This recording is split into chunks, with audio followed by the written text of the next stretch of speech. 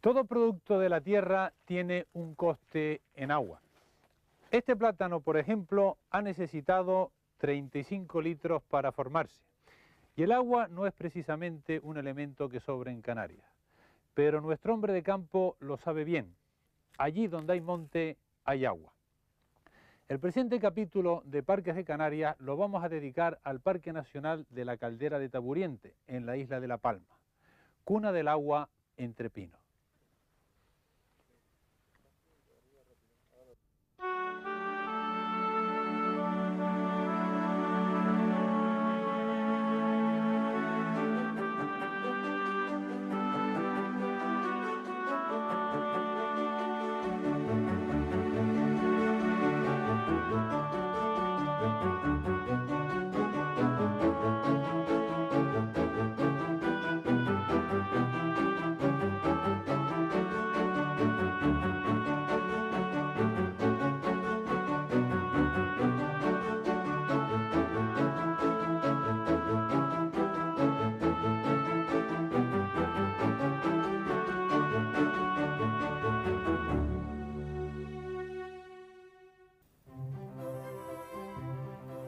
Efectivamente, los cultivos necesitan agua, y si hoy son los plátanos, hace 500 años, a raíz de la conquista de La Palma, era caña de azúcar lo que cubría estas fértiles extensiones del Valle de Aridane. La primera posesión de tierras tan productivas correspondió a don Alonso Fernández de Lugo, conquistador de la isla, y la propiedad se extendía de mar a cumbre. Transcurridos unos 50 años, y después de varias compras-ventas, llegó el momento de realizar la primera partición.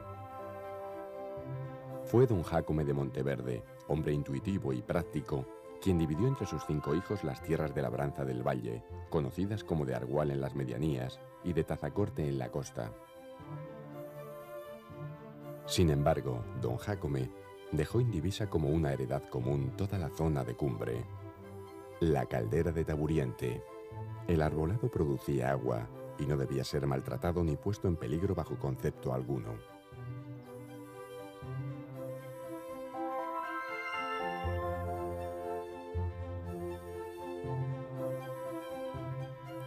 Esta clarividente medida de conservación se ha mantenido a lo largo de más de 4 siglos, y la caldera sigue siendo propiedad indivisa del llamado heredamiento de las haciendas de Argual y Tazacorte.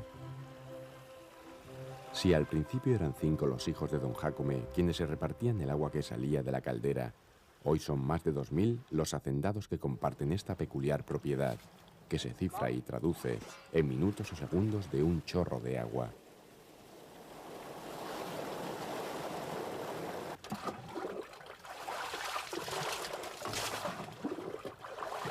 También existieron otros sistemas muy particulares de medir el aprovechamiento del agua, como esta de los calabazos, pero ya están en desuso.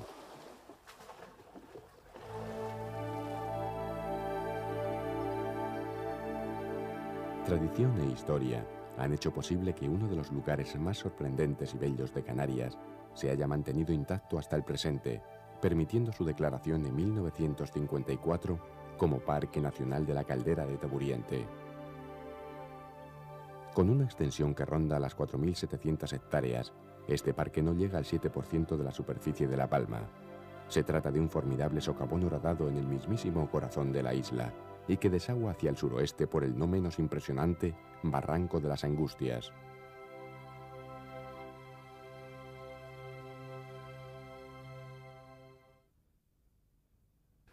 Cuando una erupción volcánica tiene lugar bajo el mar, la lava forma bolsones parecidos a almohadas.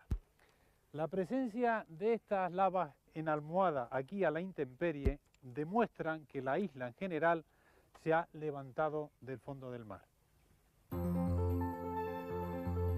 La isla no solo se levantó, sino que en un momento dado, los materiales volcánicos que la iban construyendo perdieron el equilibrio y todo un sector de ellos se deslizó y perdió en el mar. Este colosal corrimiento de tierras dejó atrás un amplio valle, cuyas paredes se reconocen perfectamente en la actualidad. Esto ocurrió hará unos 500.000 años. Posteriormente surgió el volcán Vejenado, que colmó gran parte de este valle, pero dejando una pequeña cabecera por el lado sur sin rellenar. Esta mini caldera fue agrandándose progresivamente, devastando las paredes y el propio fondo. Así se formó la actual caldera de Taburiente, a modo de una gigantesca caries que le salió a la isla. La erosión del agua y los desplomes gravitacionales son los responsables de tan colosal agujero, con 8 kilómetros de diámetro y unos 2.000 metros de desnivel máximo.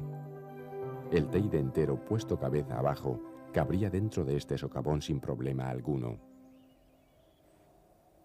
Las señales de los desprendimientos y de la erosión se ven por todo el interior y paredes de la caldera.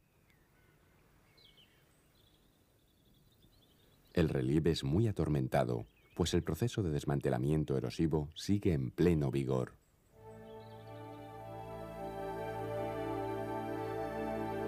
En la caldera abundan roques de perfiles caprichosos, como el roque del Uso, el de la Viña, de la Brevera Macha o el propio roque de Idafe, que fue lugar de adoración de los benaoritas o aborígenes que poblaron la isla.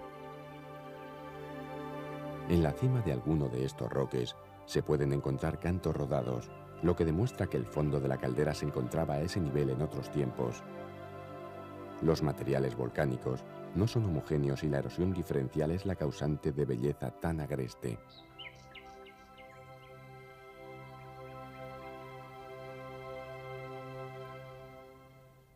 Los desplomes y cortes en las paredes de la caldera constituyen una oportunidad única para conocer cómo es el interior de una isla. Así se aprecia el apilamiento de las coladas, que aparecen como capas superpuestas horizontalmente, centenares de ellas.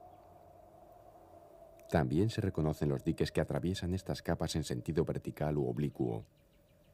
Un dique es lo que queda de la lámina de lava que ascendió en su momento para provocar una erupción.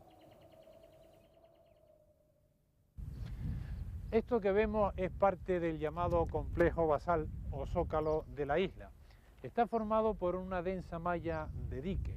Lo oscuro son los diques y esto blanco es la roca madre que atravesaron y que ha quedado totalmente despiezada. La erosión ha profundizado tanto que ha puesto al descubierto las mismísimas entrañas de La Palma y permite ver algo que en otras islas es solo una suposición teórica. Es un viaje al fondo de la tierra, pero mucho más cómodo de lo que imaginó Julio Verne. Y si el agua es protagonista en este parque nacional, no menos importante es el pino canario, símbolo vegetal de la isla de La Palma. Si hay algo entrañable en el paisaje palmero, es el perfil de sus cumbres orladas por pinos.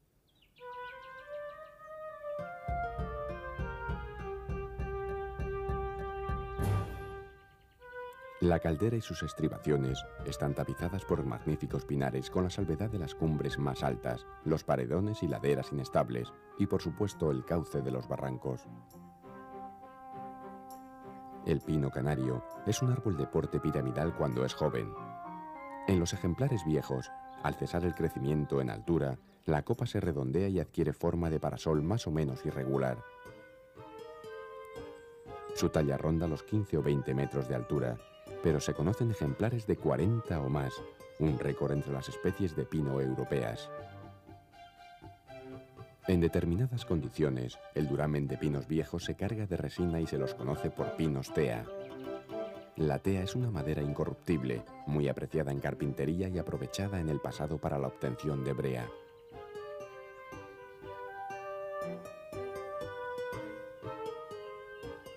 Las acículas del pino canario son muy largas, finas y flexibles, y están agrupadas de 3 en 3 por una vaina basal. Duran 2 años sobre el árbol y al caer forman los extensos mantos de pinocha que cubren todo el suelo. Las flores masculinas aparecen en el extremo de los ramillos del año anterior y sueltan el polen de marzo a abril. Las flores femeninas, fecundadas, se transforman en las conocidas piñas, de color verde y cerradas al principio. Luego son marrones cuando maduran 2 años después y se abren para soltar sus semillas.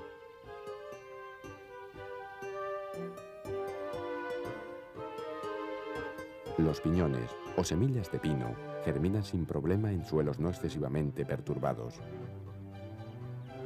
Causa asombro ver dónde son capaces de crecer los pinos.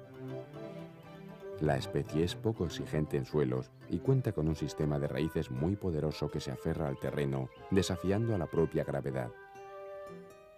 Así retienen el suelo y evitan la erosión, como bien intuía don Jacome Monteverde 400 años atrás.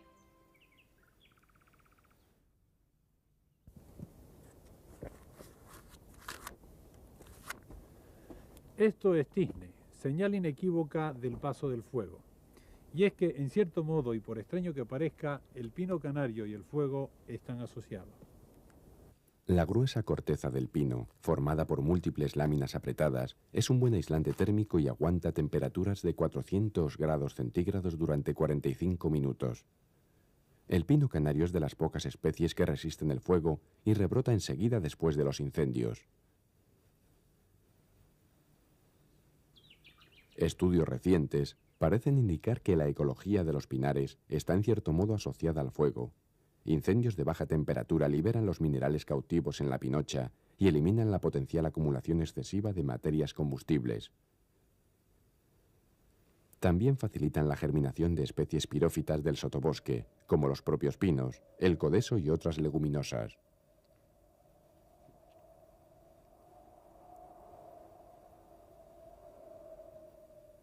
Los pinares incendiados se recuperan a los 5 o 6 años, pero esto no debe conducir a la descabellada idea de aceptar o provocar fuegos indiscriminadamente.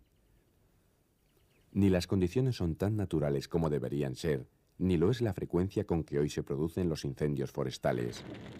El fuego es un elemento natural en muchos ecosistemas, pero cuando lo maneja la propia naturaleza, el hombre de momento es mejor que se abstenga.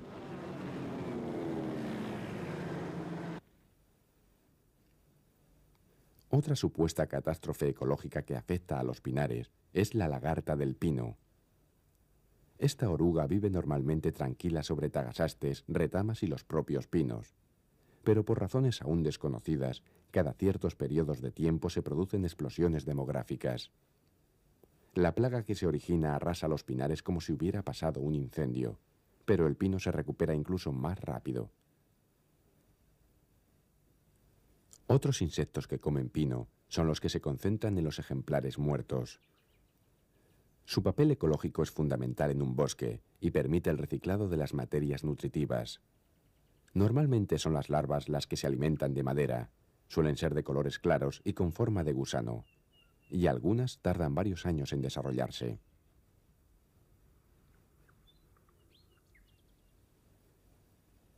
Llegado el punto, las larvas se transforman en adultos, en cámaras bajo la corteza, y a veces se pueden sorprender a ejemplares recién metamorfizados, como este escarabajo del pino, que todavía no ha abandonado el tronco.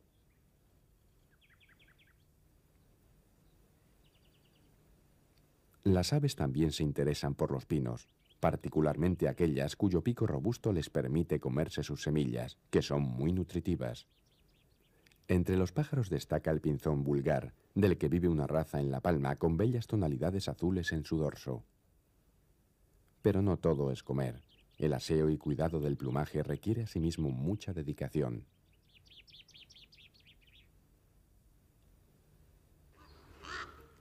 También los cuervos frecuentan los pinares y aprovechan las gruesas ramas de los pinos para instalar su nido.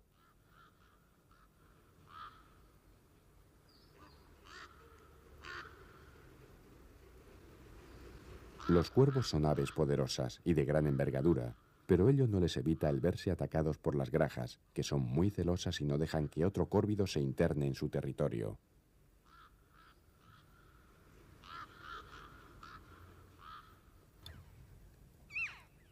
La chova piquirroja o graja, además de semillas, come insectos sobre el suelo o las ramas, y entre ellos a la lagarta del pino. Es un córvido de hábitos gregarios, vuelos acrobáticos y continuado graznar. No habita hoy en ninguna de las otras islas Canarias, aunque se han encontrado huesos fósiles en La Gomera. La graja es el símbolo animal de la isla de La Palma.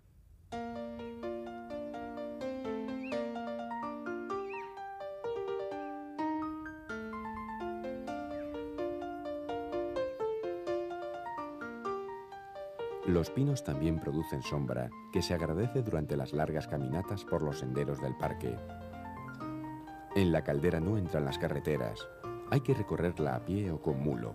Sin duda, uno de los mayores encantos de este extraordinario enclave natural. No faltan, sin embargo, miradores estratégicamente situados y con acceso rodado. Muchos visitantes se conforman con echar un vistazo fugaz desde la cumbrecita o los brecitos. Otros, como este grupo de amigos palmeros, se dedican a su afición favorita.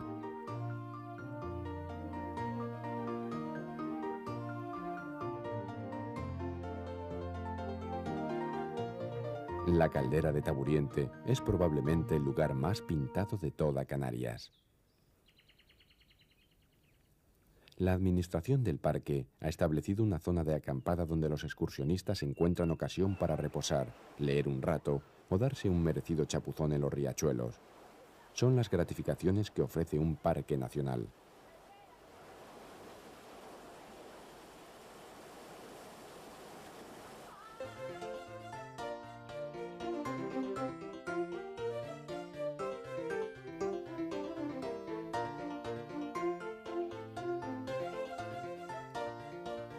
A la mañana siguiente hay que estar bien recuperado para continuar por el tío vivo geológico que es la caldera de Taburiente.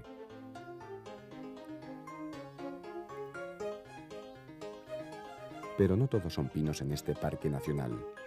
En los pequeños barranquillos que surcan las laderas o cerca de las fuentes y cascadas se genera un microclima más húmedo y sombrío. Allí podemos encontrar especies propias de la laurisilva, como fallas, laureles y helechos. Los frutos de los laureles, por ejemplo, atraen a la paloma rabiche, una de las aves más interesantes y esquiva de las que habita en la caldera.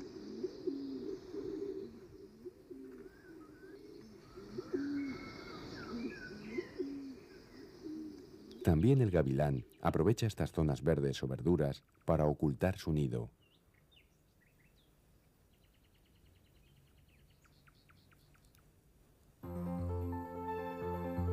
Los pinares son más bien pobres en plantas y a menudo todo el suelo está despejado y cubierto solo por la pinocha. Turgaites, amagantes, pasteles de riscos, faros, son algunas de las especies con flores vistosas que podemos encontrar en el sotobosque. Tampoco son muy abundantes.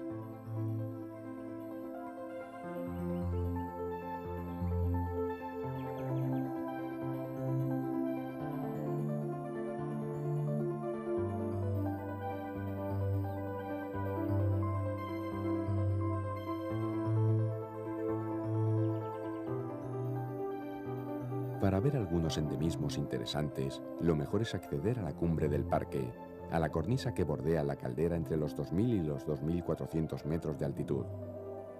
Allí podemos encontrar especies tan espectaculares como este delicado pensamiento de la cumbre, pariente de la violeta del Teide.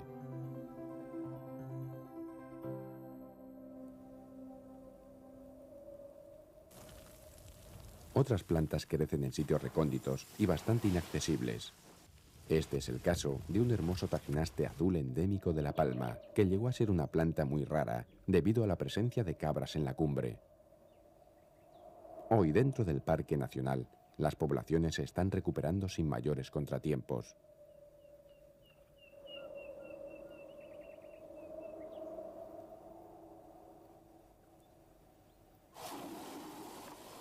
Algunas especies vegetales amenazadas se benefician de los programas de rescate genético que desarrolla la administración del parque. Aquí vemos a un voluntarioso grupo de escolares que ayudan las labores de repoblación de estos endemismos en determinados sectores de la cumbre.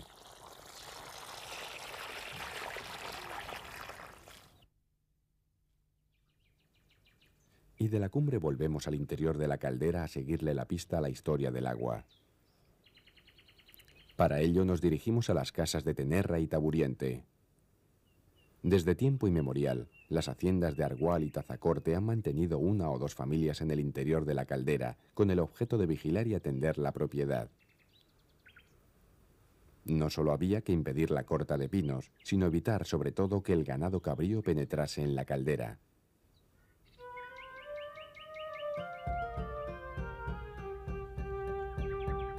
En Tenerra sigue viviendo una familia y en las casas de Taburiente varios obreros al mando de Arsenio, el guarda jurado. La casa cuenta con pequeños huertos para verduras. Hay naranjos, guayabos, nispereros, limoneros y magníficas higueras.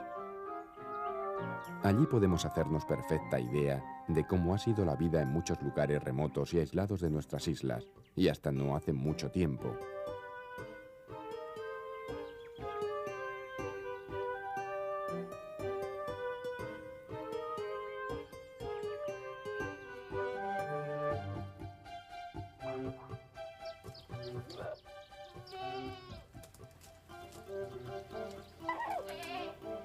Lógicamente, las cabras hay que mantenerlas estabuladas. No obstante, la leche que dan es cremosa y abundante, y con un poco de cuajo, las manos expertas de Pablo la transforman en queso, que puede aguantar de 1 a 2 años si se atiende convenientemente.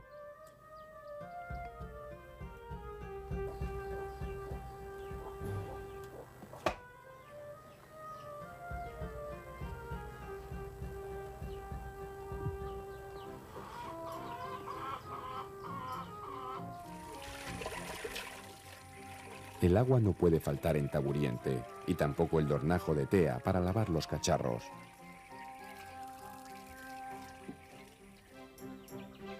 Especial atención recibe la viña, situada a unos centenares de metros de las casas. El origen de esta cepa sea probablemente anterior a la plaga de filoxera que acabó con todos los viñedos en Europa. Su importancia genética es considerable, y Arsenio y su gente la miman como corresponde a su alcurnia y a su calidad.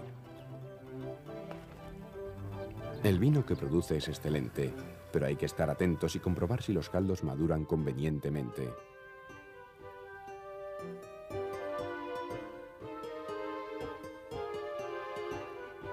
Y llegada la hora de cenar, esta salamanquesa considera la bombilla de la bodega como un restaurante de 4 tenedores.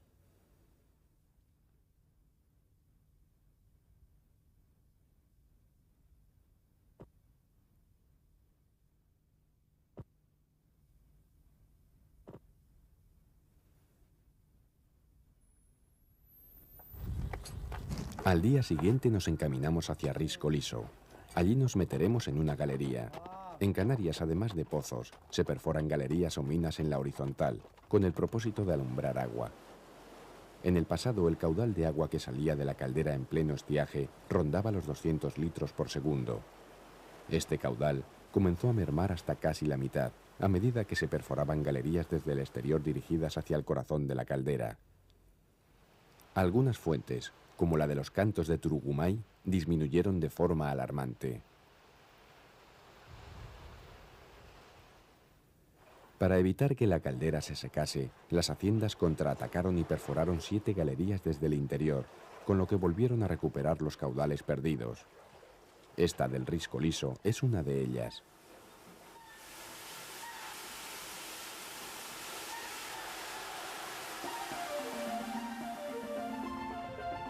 El agua, según sale de las galerías, se deja correr libremente por el fondo de los barrancos, restableciéndose así el equilibrio ecológico dentro de la caldera.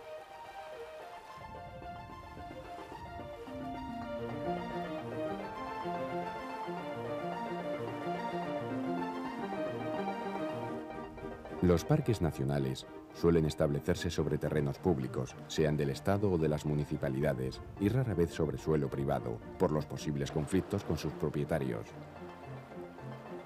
Sin embargo, el Parque Nacional de la Caldera de Taburiente es un magnífico ejemplo de armonía entre los intereses privados y los generales, pues ambos coinciden y trabajan con un mismo fin, la conservación del medio. La playa de Taburiente ha recuperado todo su esplendor, lo mismo que las saucedas y demás vegetación hidrófila. Las banderitas, que así llaman a las alpispas en La Palma, disfrutan de estos ambientes y son sus más fieles pobladores.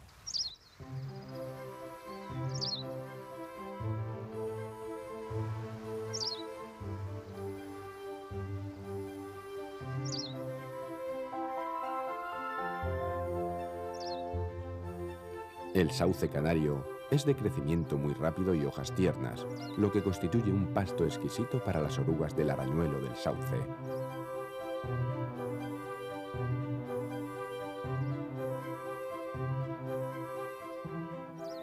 Estas orugas tejen seda y hacen bolsones, donde se reúnen por cientos para crisalidar. Las pintitas negras son restos de excrementos. A las 3 semanas eclosionan los adultos, que son estas mariposillas de color blanco grisáceo que aquí vemos copulando y listas para poner huevos y continuar el ciclo.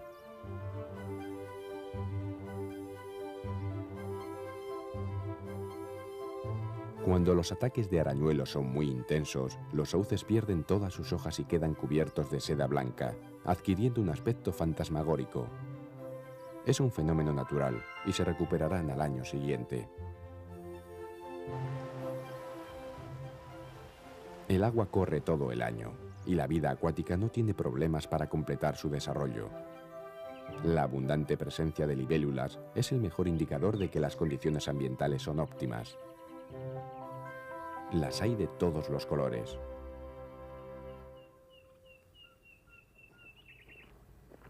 Y hablando de colores, una visita obligada en la caldera es el barranco de Almendro Amargo, cuyas aguas están cargadas de compuestos de hierro y van tiñendo de tonalidades ferruginosas los cauces por donde discurren.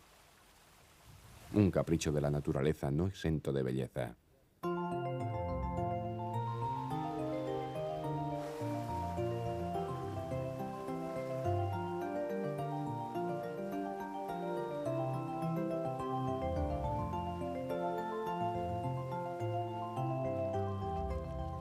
Las aguas que discurren libres por todos los barrancos y barranquillos se juntan en un punto único conocido por Dos Aguas, donde nace el barranco de las Angustias, ya fuera del parque.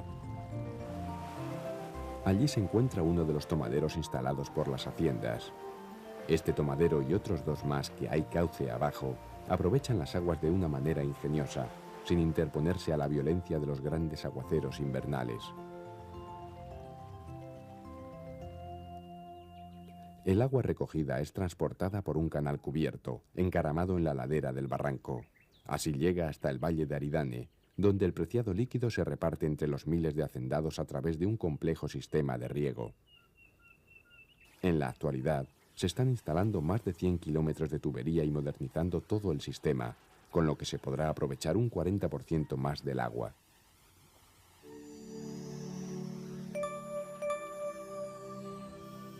En muchas zonas de nuestras islas, las actividades económicas están directamente vinculadas a las áreas naturales. Los parques nacionales no son museos de naturaleza aislados y ajenos al territorio donde se insertan. Sus servicios ecológicos trascienden más allá de sus fronteras.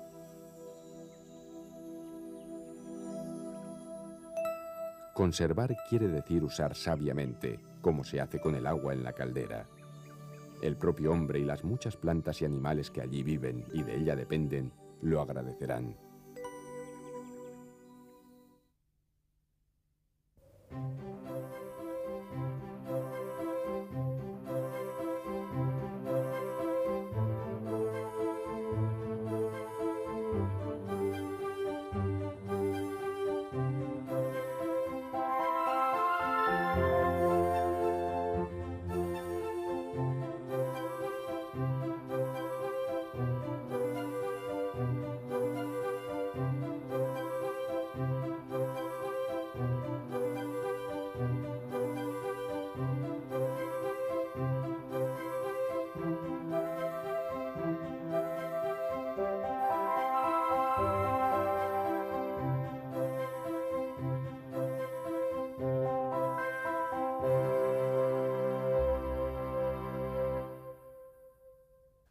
Las actitudes del hombre frente a la naturaleza pueden ser múltiples y varían de una cultura a otra, e incluso dentro de un mismo grupo o familia. Hay quienes creen que los recursos naturales son ilimitados y que están a libre disposición del hombre para sus necesidades y caprichos. Pero no es así. La naturaleza no la heredamos de nuestros padres, la tomamos prestada de nuestros hijos. No lo olvides.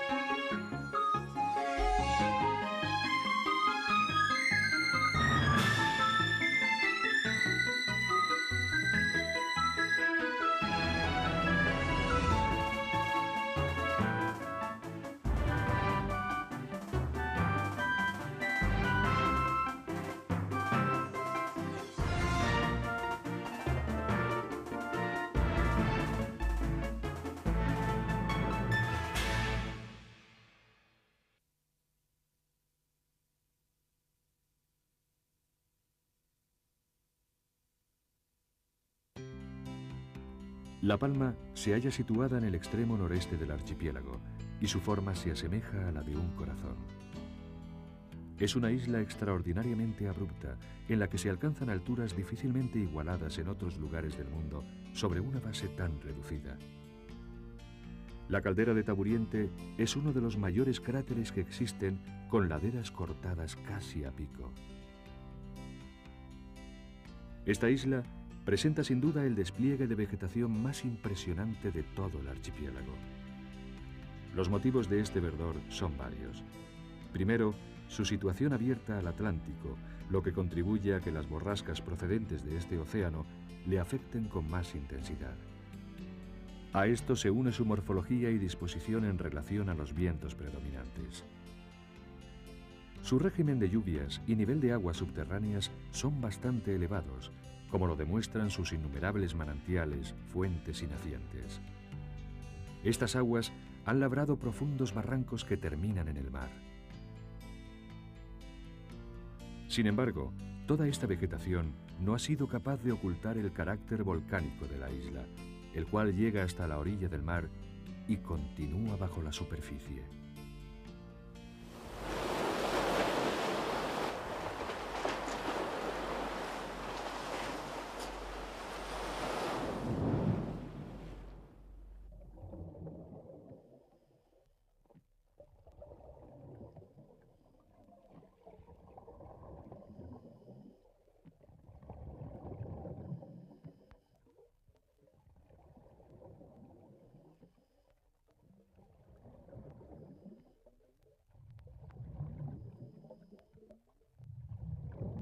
Las algas pardas del género Cistoseira forman praderas densas que sirven de refugio y lugar de puesta para diversos peces e invertebrados.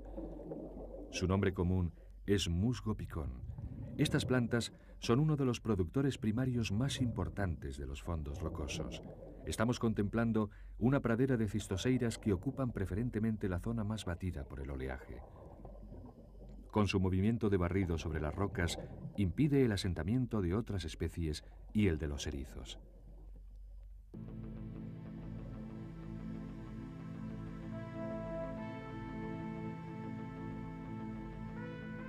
El blanquizal es una franja rocosa desprovista de cobertura vegetal como consecuencia de la intensa acción raspadora de los erizos.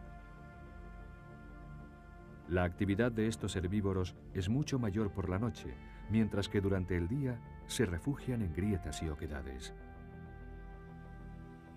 Las poblaciones de erizos han experimentado un crecimiento demográfico muy espectacular en los últimos años. Este hecho se debe a la desaparición o disminución de varios depredadores naturales que controlaban la densidad en las fases juveniles y adultas del mismo. El erizo de púas largas, o diadema, es el invertebrado más abundante en Canarias, alcanzando en algunas zonas las dimensiones de una plaga. Es el erizo con las púas más largas y frágiles de Canarias. Están recubiertas de una piel glandular venenosa que causa irritación en el hombre cuando se las clava.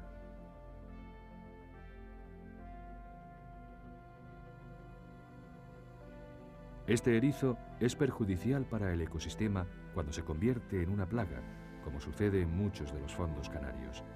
Sin embargo, algunos organismos se aprovechan de su presencia. Diferentes especies de crustáceos y peces buscan refugio entre sus púas.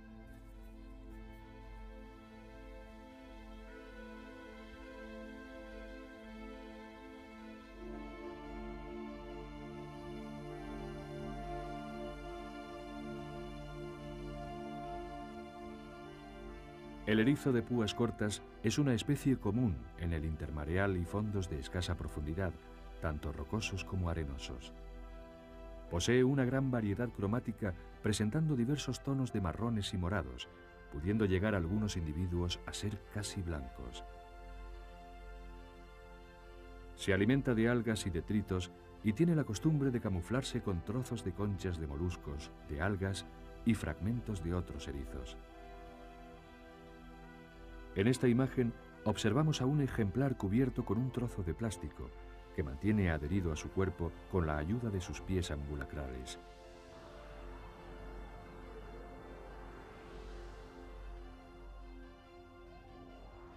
Los erizos pertenecen a la familia de los equinodermos, que significa piel espinosa. Algunas de sus estructuras internas muestran que estos animales no son tan primitivos como parecen. Más bien, constituyen una extraña mezcla de vida primitiva y avanzada. Evolutivamente, el hombre está más cerca de los erizos y estrellas de mar que del más inteligente de los pulpos.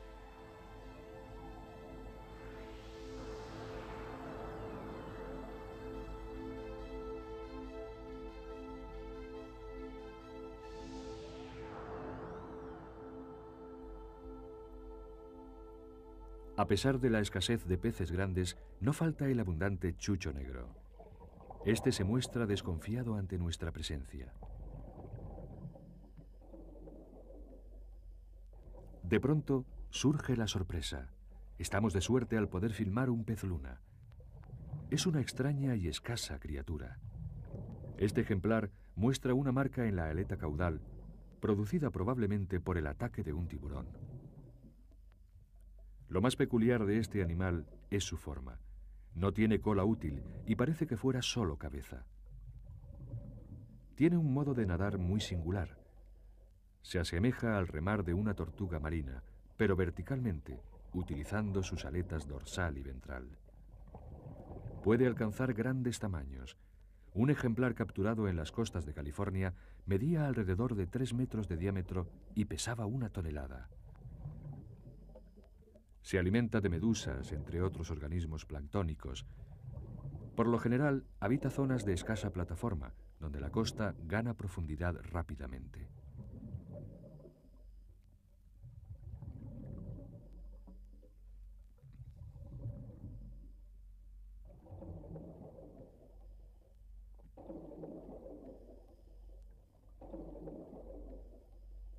Nos encontramos con un pez trompeta refugiado entre las rocas del fondo.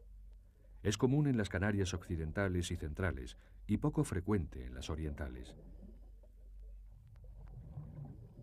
Cambia con facilidad de coloración.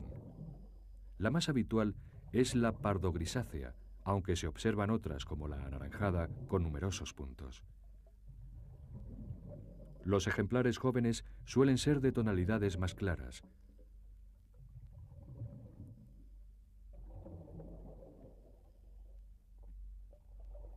Este pez nada pausadamente cerca del fondo, impulsado por sus aletas dorsal y anal. Ambas están situadas a la misma altura, pero muy retrasadas en el cuerpo, cerca de la cola. Solo cuando el animal se ve en situación de peligro, utiliza la aleta caudal para huir más rápidamente. Su hábitat predilecto es el de los fondos rocosos con numerosas grietas y pequeñas cuevas.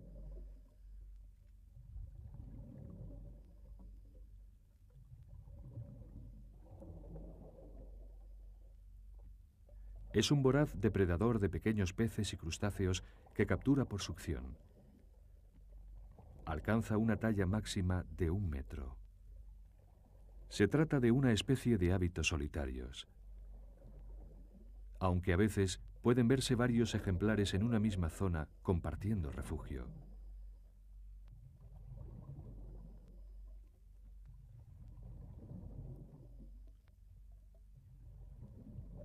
Esta especie es de actitud desconfiada. No es fácil aproximarse a ellos sin que huyan. Este nos ha conducido hasta un bosque de coral negro que cubre la pared vertical de un beril.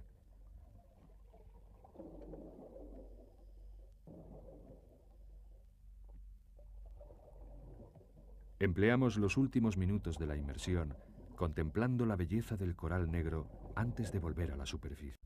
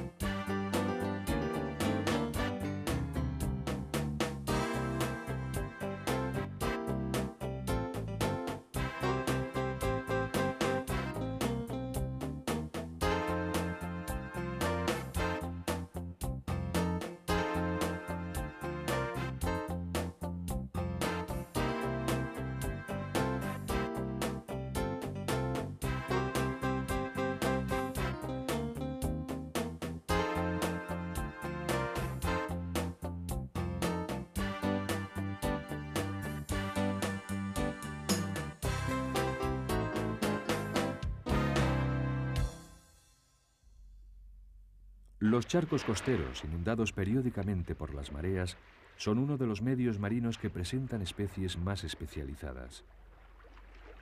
Esto se debe a las bruscas variaciones de temperaturas y salinidad, entre otros factores que deben soportar. La noche facilita la aproximación a las especies que viven en ese hábitat y además la luz de nuestros focos resalta sus colores. Entre los peces son comunes los cabosos. Esta especie solo se ha encontrado en Canarias, Madeira y las Salvajes. A este blénido se le conoce como barriguda mora. Podemos observar cómo respira agitadamente para extraer el poco oxígeno que queda en el agua hasta que vuelva a subir la marea. Otra de las facultades que comparten todos estos organismos es la capacidad de sobrevivir con bajas concentraciones temporales de oxígeno. Esto sucede también con los lebranchos, a los que ya hemos visto en muelles y zonas donde el medio marino experimenta cambios bruscos en sus características físicas.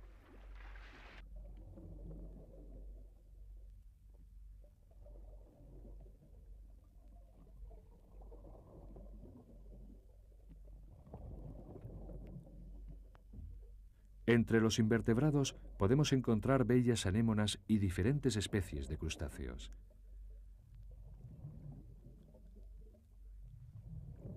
A este se le llama camarón de charco o quisquilla. Es la especie más común de camarón que podemos ver en la zona intermareal.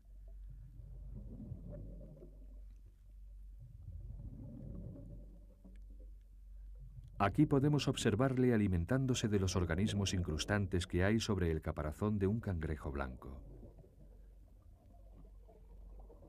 Esta otra especie procede del Caribe.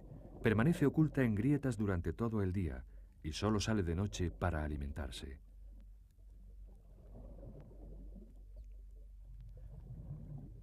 Aquí vemos un cangrejo ermitaño. Se le llama así porque utiliza conchas de moluscos vacías para refugiarse, ya que no posee un caparazón duro que proteja el abdomen. Si somos cuidadosos en nuestra búsqueda, podemos encontrar especies que pasan desapercibidas debido a su pequeña talla y costumbres escondidizas. Este pez es del tamaño de un pulgar y se pega a las piedras por su zona ventral. Se le conoce vulgarmente como chupasangre.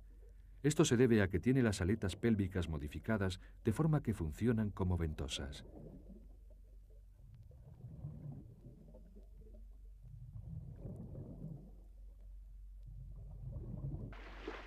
Dentro del medio marino, esta es la zona que ha sufrido una mayor transformación por culpa de la acción humana.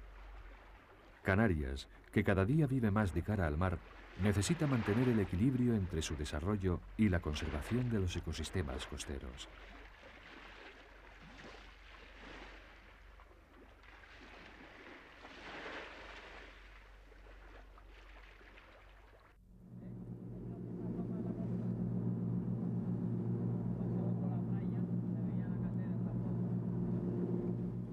Nos dirigimos hacia el norte de la isla. Tenemos intención de bucear en una zona conocida como Punta Gorda. Esta es una costa muy bella y agreste, completamente abierta al Atlántico Norte.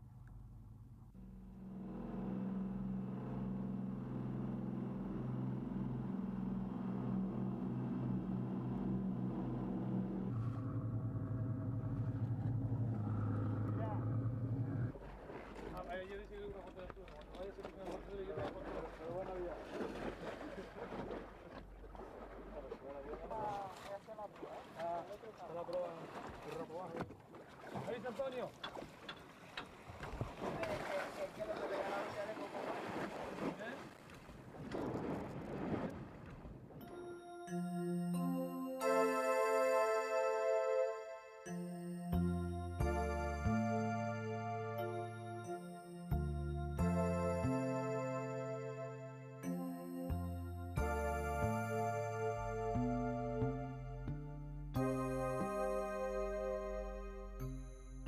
Descendemos hasta un fondo muy accidentado en el que destacan las poblaciones de Beringia, que es la esponja más común en nuestras aguas.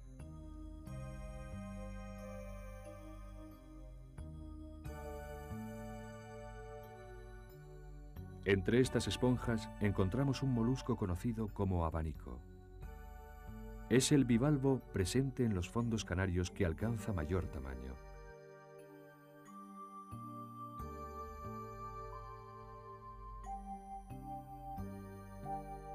Se encuentran frecuentemente enmascarados por multitud de organismos incrustantes. Se da en casi todos los tipos de fondos canarios, donde viven con un extremo fijo al sustrato por medio de las fibras del viso. Es una sustancia lechosa que se endurece en forma de hilos para fijarse a las rocas.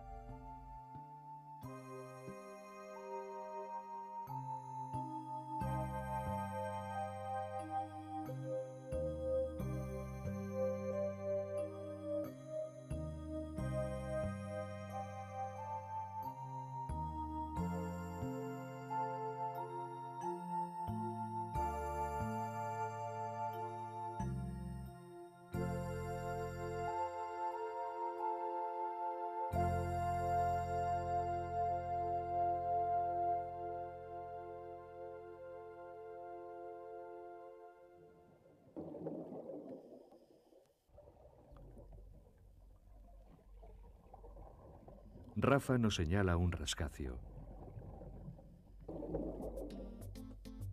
Estos peces los podemos encontrar en las paredes o rincones de las cuevas, aunque son frecuentes en todo tipo de fondos. Poseen una cabeza muy voluminosa, provista de crestas y espinas de diferentes tamaños. Además, tienen unos radios espinosos en las aletas, lo que les da un aspecto característico que no invita a aproximarse. Son solitarios, aunque en ocasiones pueden verse varios ejemplares en un mismo lugar.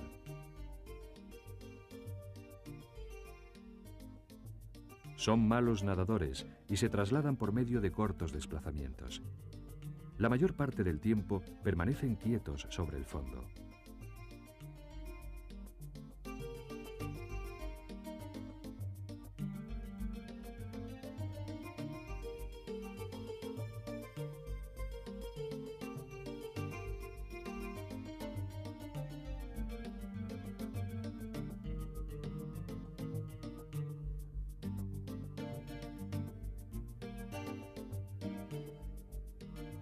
Con frecuencia se pueden confundir con el sustrato. Esto lo consigue mediante un eficaz mimetismo que les permite cazar al acecho pequeños crustáceos y peces. Este ejemplar, a través de su perfecto camuflaje, ha sido capaz de cazar a un pez mucho más rápido que él.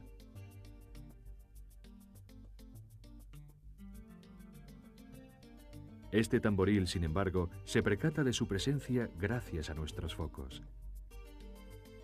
Varias de sus espinas están conectadas a glándulas venenosas, por lo que causan heridas si son pisados o tocados. Algunos de sus parientes de aguas tropicales pueden causar la muerte.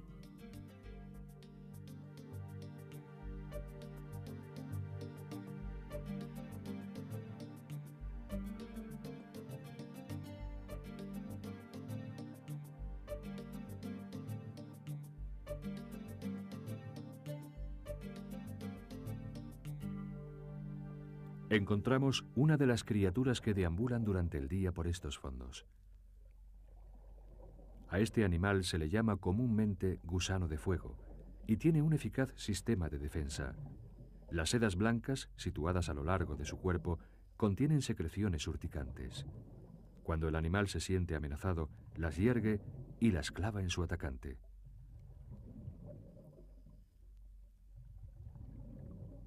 Aunque no lo parezcan, los organismos que tapizan este fondo pertenecen a la misma clase que los gusanos de fuego. El animal vive en el interior de un tubo membranoso segregado por él mismo. Las poblaciones de esta especie pueden ser numerosas, cubriendo a veces amplias superficies de fondos arenosos o fangosos.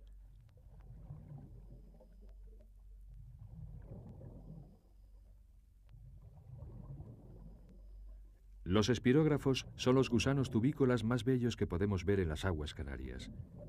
Se suelen encontrar agrupados y fijos al sustrato rocoso. El penacho que se observa en la parte superior es la corona branquial.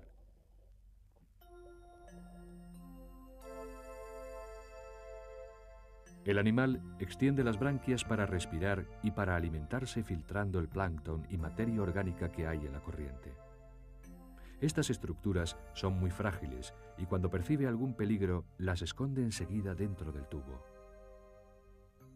Este se encuentra recubierto de partículas de fango que le dan un tono negruzco.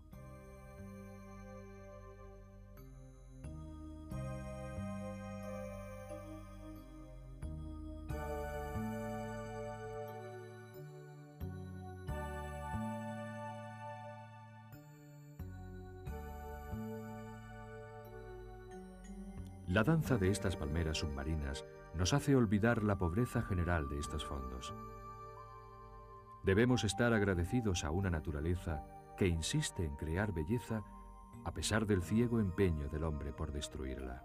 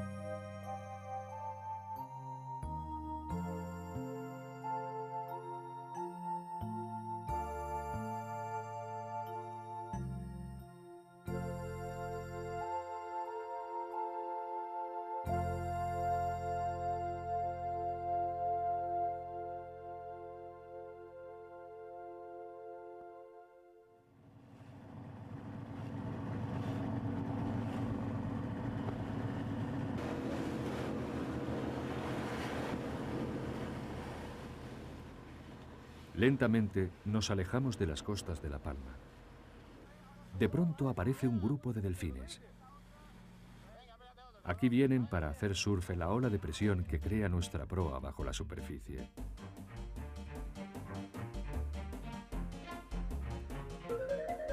Según antiguas leyendas, los delfines comprendían a los humanos, porque en otro tiempo ellos mismos habían sido hombres. Hoy sabemos que hace unos 50 millones de años, los antecesores de estos mamíferos eligieron volver al mar. El hombre necesitó desarrollar extraordinariamente su inteligencia para sobrevivir en un medio variable y hostil. Mientras tanto, los que optaron por una vida marina tuvieron menos obstáculos que superar. Tal vez no sean tan inteligentes como nosotros, pero sí parecen más felices. Esto nos hace meditar acerca de lo que el hombre aún puede aprender de los animales.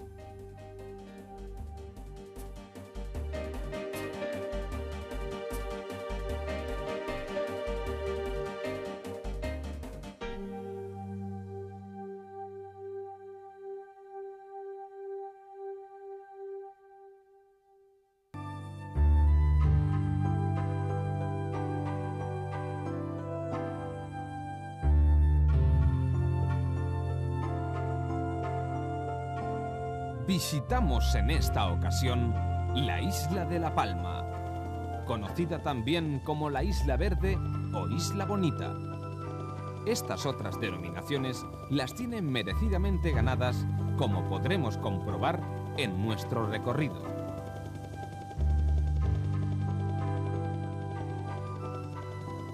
El vuelo nos llevará en una primera fase a visitar los municipios de Santa Cruz de La Palma, Punta Llana y San Andrés y Sauces. Nos acercamos a la capital insular, la primitiva villa de La Curona, donde antaño Alonso Fernández de Lugo alzara la cruz en la primavera de 1493, hace 5 siglos. Playas del cantón aborigen de Tedote, se nos ofrece hoy una ciudad moderna asomada al mar.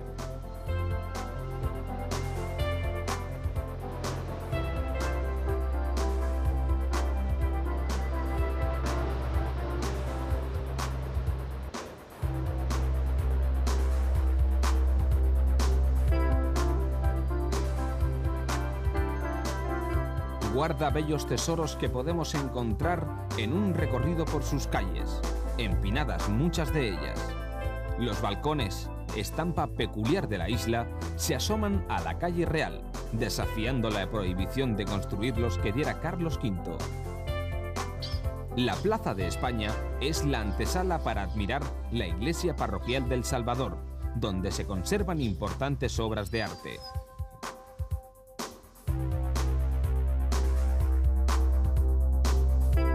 Conventos como el de San Francisco o el de las Clarisas, ermitas San Telmo y San Sebastián, casas nobles con sus blasones y el verdor colgante de sus patios interiores y singulares balcones nos acompañan por esta ciudad 5 veces centenaria.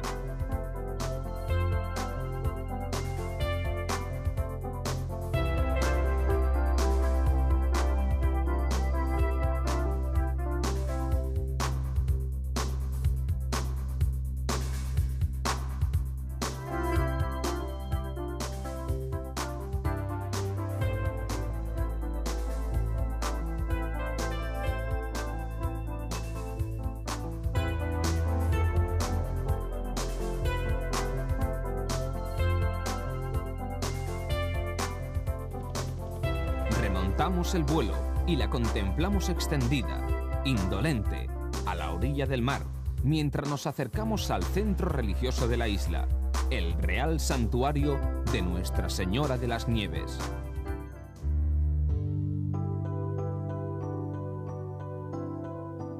Nos elevamos nuevamente para dirigirnos hacia Punta Llana, que alcanzó su independencia municipal con la Constitución de 1812. Durante muchos años fue el granero de la isla, conservando el nombre de El Granel, uno de sus barrios.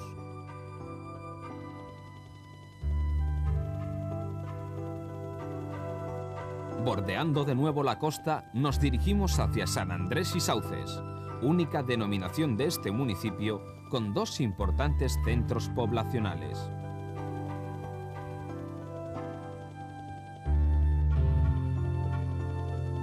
El núcleo antiguo de San Andrés forma uno de los cascos históricos más sobresalientes de la isla. Su iglesia parroquial data fundamentalmente del siglo XVII y sus calles conservan el perenne encanto del tiempo secuestrado.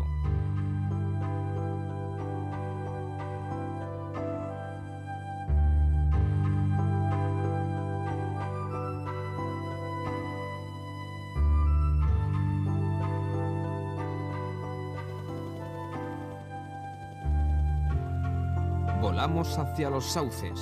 El negro trazo de la carretera serpentea entre distintas tonalidades de verde.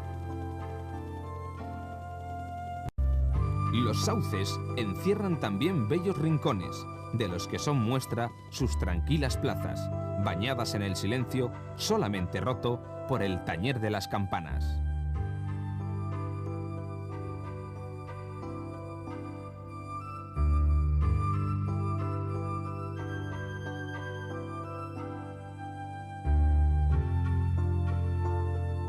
Nos dirigimos ahora hacia uno de los lugares más bellos de la isla, la Reserva de la Biosfera del Canal y los Tilos, según declaración de la UNESCO.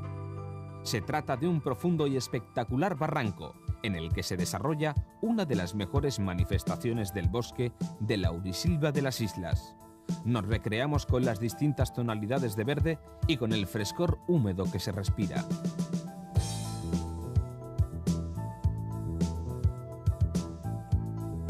Finalizada con tan refrescantes y bellas estampas la primera etapa de nuestro recorrido, visitaremos ahora los municipios de Barlovento, Garafía, Punta Gorda y Tijarafe.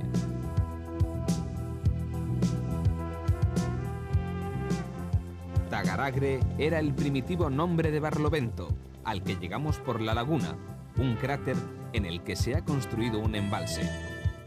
Desde lo alto contemplamos esta localidad palmera que emerge del verdor que la rodea y que se extiende por las alturas circundantes.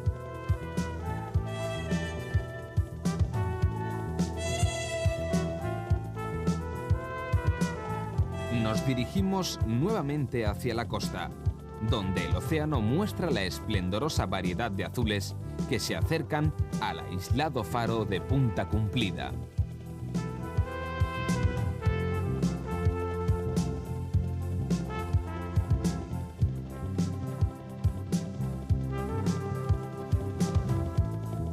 El Pinar de Garafía es un paraje protegido que acoge una de las mejores agrupaciones de pinos en el archipiélago.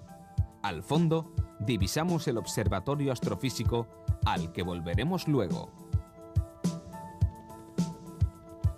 Estamos ya en Garafía. De sus montes pasamos a la costa acantilada. Punta de Juan Adalid, La Zorcita, Punta de Ribasca, el norte de la isla. Echamos pie a tierra para recorrer las calles de la capital municipal con el título de villa otorgado en 1906 por Alfonso XIII. Su iglesia parroquial está dedicada a Nuestra Señora de la Luz. Anteriormente existió otra parroquia, erigida a principios del siglo XVI, consagrada al portugués San Antonio de Padua. Volamos nuevamente por la costa, bordeando la isla, para dirigirnos hacia Punta Gorda. La tierra se alza en agrestes montañas y se hunde en barrancos profundos, donde el verdor señorea el suelo. De nuevo descendemos. Nos atraen el pinar y las nubes, que se ajustan a montañas y barrancos, formando un etéreo espacio. Otra vez en el aire, a nuestros pies, el verdor del suelo nos acompaña fiel, ascendiendo en montañas y hundiéndose en las grietas de la tierra. Y llegamos a Tijarafe, lugar de las fiestas del Diablo, en honor de la Virgen de Candelaria, que preside la iglesia parroquial, en la que se guarda un extraordinario retablo barroco. Tras el terreno abrupto y escarpado, herido de tantas hendiduras, refugio de amenazados endemismos vegetales, siempre el mar.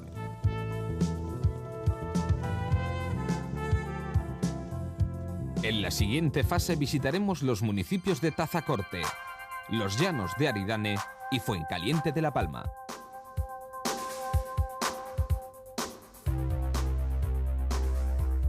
Tazacorte es el municipio más pequeño de la isla.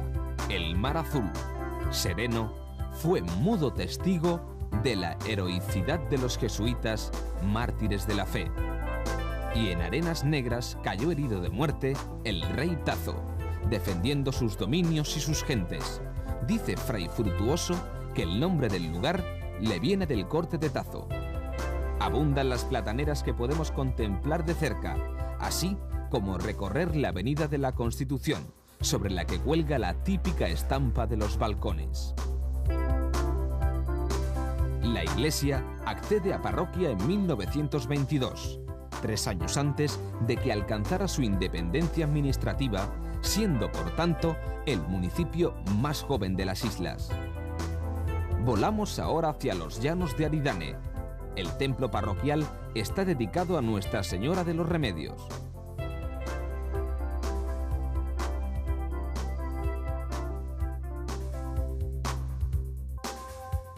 Encontramos agradables avenidas como la del Dr. Fleming o bellos y acogedores rincones como la Plaza de Elías Santos Abreu, famoso médico y entomólogo.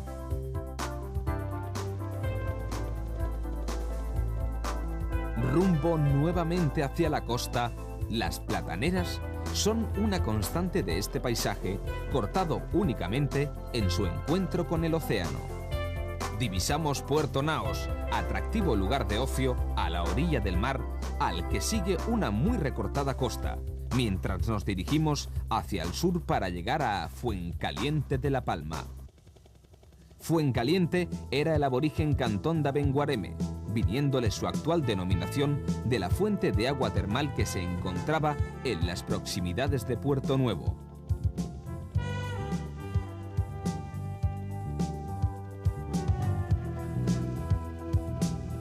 Su paisaje nos impresiona. Nos encontramos en el Parque Natural de la Cumbre Vieja y Teneguía. De la importancia del vulcanismo en la zona nos habla la existencia aquí de 4 de las 7 erupciones de esta isla desde el siglo XV hasta hoy: Martín, San Antonio, El Charco y la más reciente del archipiélago, la del Teneguía, acaecida en 1971. Un profundo silencio envuelve el lugar.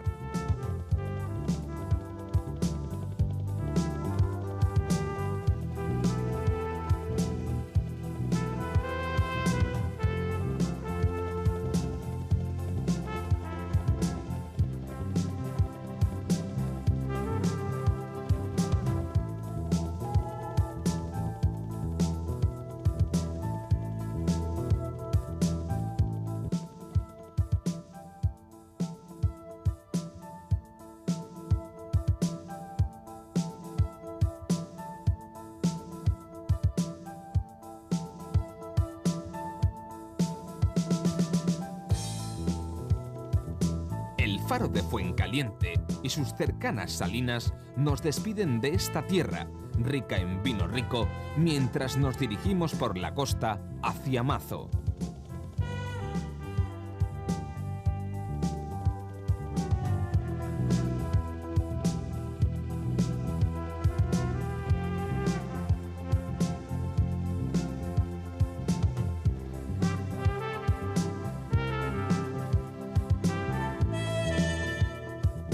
Emprendemos la última parte de nuestra ruta, en la que visitaremos la villa de Mazo, Breña Baja y Breña Alta, para finalizar en El Paso. La villa de Mazo, título que le diera Alfonso XII por su importancia y aumento de población, nos aparece a nuestros pies. Municipio independiente con la Constitución de 1812, de él se segregó el de Fuencaliente en 1837. Villa del Corpus se le llama también por la singular devoción con que celebra esta festividad. Volamos hacia Breña Baja. Las montañas ofrecen espacio para excelentes miradores.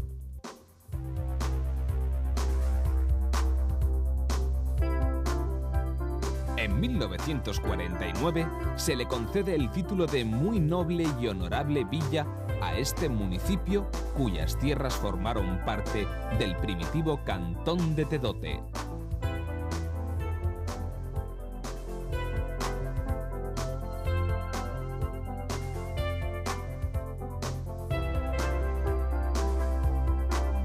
En su costa, caprichosamente trabajada por el mar, encontramos la zona turística de los Cancajos. Nosotros seguimos nuestro vuelo hacia el vecino término de Breña Alta, villa desde 1900, con ayuntamiento propio desde 1812.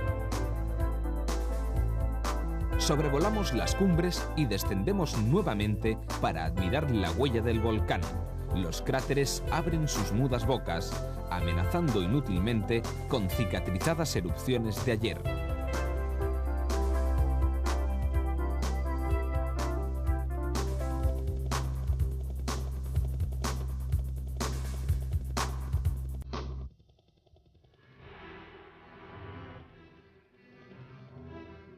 Nos impresiona el canal de lava y los goterones solidificados que dejara el magma ardiente, fauces abiertas a nuestra contemplación.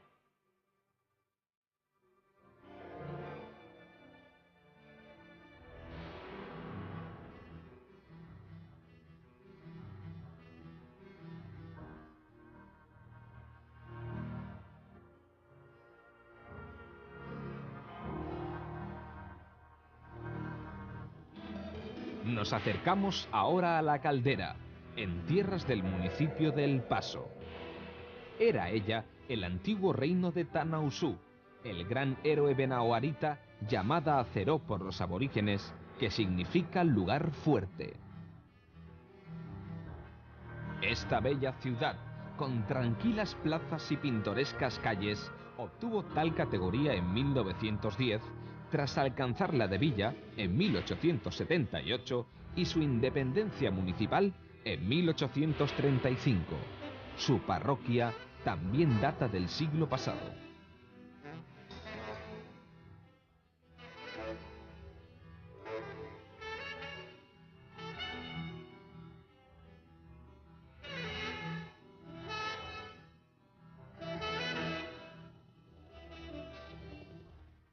Nuestra visita a la isla de La Palma termina en la caldera de Taburiente.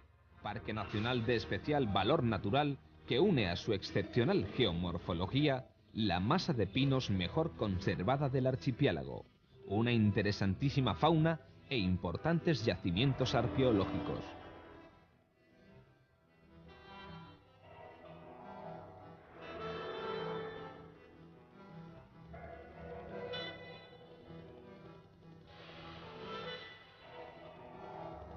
A 2400 metros, en las proximidades del Roque de los Muchachos, se encuentra el Observatorio Astrofísico, cercano al límpido cielo que vigila permanentemente.